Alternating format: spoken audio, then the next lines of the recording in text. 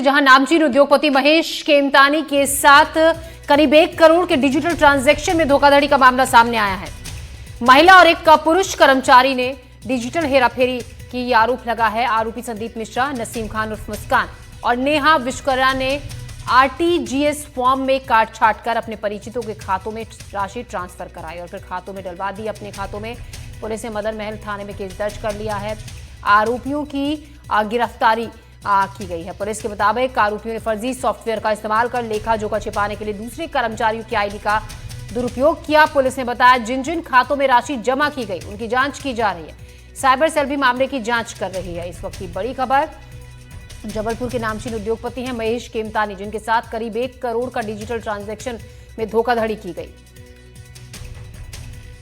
मामला इस प्रकार का है कि महेश खेमतानी जी हैं, जिनका शुभ मोटर्स यहाँ पे शोरूम है, उनके द्वारा एक कंप्लेन की गई थी कि उनकी एक अकाउंटेंट है नेहा विश्वकर्मा।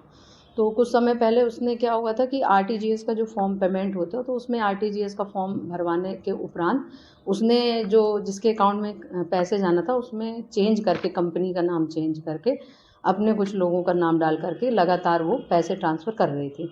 तो एक जगह उनको समझ में आया तो उन्होंने क्रॉस वेरिफिकेशन किया। उसके बाद से जब उनने चीज़ों को फॉलो अप लिया तो ये समझ में आया कि ये करीब इनका जो लगातार है वो साल भर से चल रहा था। फिर जब इसको इन्वेस्टिगेशन में लिया गया तो इन्वेस्टिगेशन में ये बात आई कि ये जो नेहा है, इसके साथ में एक मुस्कान करके लड़की है जो नेहा के पहले काम करती थी। तो उसके द्वारा भी ये काम करता जाता रहा लगातार। फिर इसके बाद नेहा को सामने रख के उसने नेहा के माध्यम से भी कई अकाउंट में पैसे ट्रांसफ़र करवाए हैं। पुरानी कहावत है, अमानत में खयानत, यानी जिसके ऊपर आप सबसे ज़्यादा विश्वास करते हैं वही आपकी खजाने में सेंध लगा देता है। विश्वासघात भी कहा जाता है। वही एक घटना जबलपुर के एक प्रसिद्ध उद्योगपति केमतानी ग्रुप के मालिक महेश केमतानी के साथ हो गई है। 5 वर्षों तक इनका ही स्टाफ इनके साथ धीरे धीरे जो है वो अमानत में खयानत करता रहा और 1 करोड़ रुपए से ज़्यादा की रकम इनके खातों से उड़ा दी गई। कैसे हो गया महेश जी ये? संजू जी, आपने कहावत जैसी बताई तो इसमें और इसको यदि अपन अच्छे शब्दों में यदि बयां करें तो कहावत है, रक्षक यदि बन जाए भक्षक तो क्या होगा। अर्थात कुबेर की चाबी यदि जिस हाथों में अपन ने सौंपी हुई थी इस दृष्टि से कि हमारा कुबेर का खजाना सुरक्षित और संग्रहित रहेगा और उसी के द्वारा यदि उनके हृदय में पाप आ जाए और इस प्रकार से व्यवहार और इस प्रकार से वो पूरा षड्यंत्र रचते हुए इस प्रकार का कार्य करें तो मन बड़ा आत्मा। कैसे हुआ, क्या कर रही है? ये कैसा था भैया कि चूंकि कारोबार है तो आजकल पूरा ऑनलाइन सिस्टम हो गया, सारे ऑनलाइन ट्रांजैक्शन हैं, सारे 10-15 बैंकों में खाते हैं तो सारे सब चूँकि खाते ऑनलाइन सिस्टम पे हैं तो फंड सब पूरा ऑनलाइन आता रहता है। तो 1 बार 2 बार 3 बार दिन में आरटीजीएस करना पड़ता है आगे जहाँ भी फंड ट्रांसफ़र करना है मारुति वगैरह में। तो पूरा पैसा इकट्ठा करके और फिर आरटीजीएस करते थे। तो इनके द्वारा कैसे षड्यंत्र रचा गया कि एक आरटीजीएस फार्म जो है तो उसमें जैसे अपन टाइप किया हुआ रहता है, कंप्यूटराइज्ड रहता है पूरा आरटीजीएस फार्म, तो उसको ब्लेड से वो कुरेद के और नाम चेंज कर देते थे। नाम चेंज करके और फिर उसमें जो भी उनके रिश्तेदार रहते हैं, मान लीजिए मोहम्मद अशरफ, मोहम्मद सुलेमान, जो भी कोई नाम है उनके रिश्तेदारियों में, तो उनके नाम लिख के और अपने रिश्तेदारियों के नाम पे ट्रांसफ़र कर देते थे। अमाउंट छोटा छोटा रहता था चूँकि वो उनके पास में अकाउंट्स का ही पूरा सारा सब कुछ इतना वो रहता था तो सारे सब वो कर लेते थे। तो उसमें डेबिट भी खुद कर लेते थे, क्रेडिट भी खुद कर लेते थे।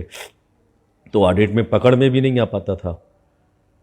तो फिर ऑडिट टीम ने जब पूरा गहन छानबीन की, ऐसा कुछ संदेह हुआ तो कुछ आरटीजीएस फार्म वहाँ पर मिल गए जो कि विदाउट टाइपिंग किए हुए थे। वो टाइपिंग के ऊपर कुरेद के ऐसे लिखे हुए थे। तो उसमें संदेह हुआ कि ये तो टाइपिंग के ऊपर कुरेद के ऐसे लिखे गए हैं तो इसका मतलब ये कुछ गड़बड़ है। तो फिर वो छानबीन की धीरे धीरे तो पता पड़ा। कितने का मामला है? लगभग ये 1 करोड़ रुपए का है। 1 करोड़ रुपए? जी जी। कौन लोग हैं इसमें मास्टरमाइंड? इसमें मास्टरमाइंड एक मुस्कान खान, नसीम बानो, उनके पतिदेव, उनके ससुरदेव वगैरह वगैरह, बहुत सारे ऐसे पूरा बहुत बड़ा ग्रुप है, बहुत बड़ा गिरोह है। तो इस तरह जिनके ऊपर महेश केमतानी जी ने सबसे ज़्यादा विश्वास किया था उन्हीं ने 1 करोड़ रुपए का चूना लगा दिया। अब पुलिस ने तीनों को गिरफ्तार कर लिया है और कार्रवाई चालू है।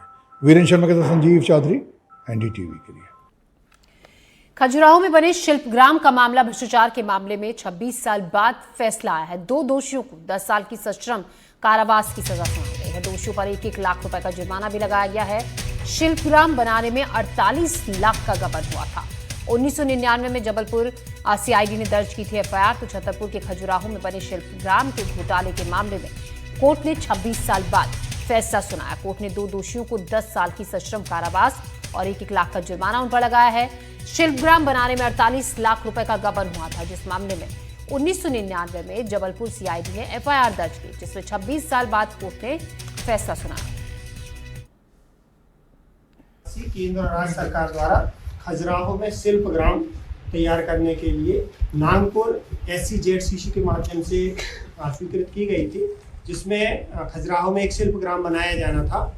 ये 1995 से 1998 के बीच ये राशि खर्च की जानी थी, किंतु इसमें जो 2 आरोपी थे उनके द्वारा सतीश वानखेड़े और S पद्मनाभन के द्वारा, जो प्रोजेक्ट ऑफिसर और लेखाधिकारी थे, इनके द्वारा गबन किया गया था और लगभग सीआईडी के द्वारा मामला पंजीबद्ध करने के बाद 66 लाख रुपए के गबन का आरोप सीआईडी द्वारा लगाया गया था, जिसे आज माननीय न्यायालय द्वारा प्रमाणित पाते हुए 45 लाख के रुपए के गबन के दोषी पाया। किसने एफआईआर दर्ज की थी सर उस समय? सीआईडी ने एफआईआर दर्ज की गई थी जबलपुर में। कितने साल बाद आज फैसला आया? ये 99 की एफआईआर थी। उसके बाद 2005 में चालान प्रस्तुत हुआ था।